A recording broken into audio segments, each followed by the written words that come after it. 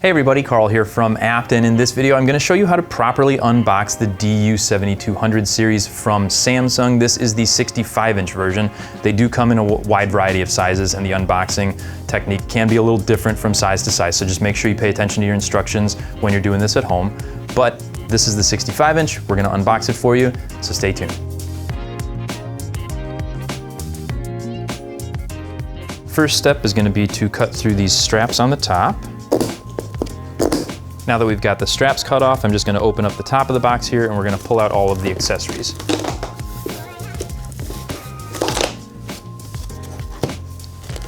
And we've got a packet here with the remote and the power cord and the pedestals. Next, we're going to remove the styrofoam from the top, and then with the help of a friend, we're going to take the box off and move the TV.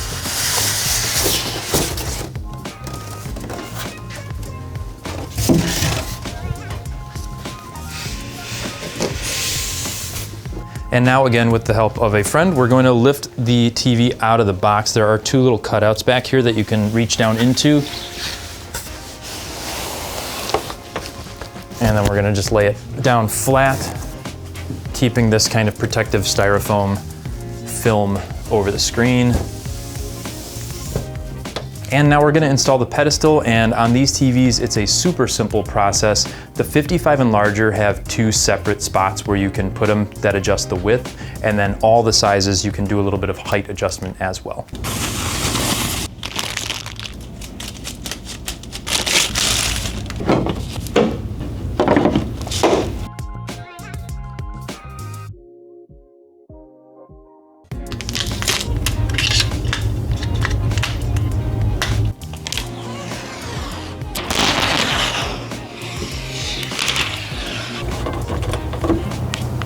Okay, so we've got the TV all set up here. The pedestal was super easy to install, no tools involved. You're just kind of sliding everything into place. We've taken a look at the picture here for a little bit, and the picture quality for a really entry-level TV is pretty nice. This is definitely going to fit into a lot of people's home theater systems.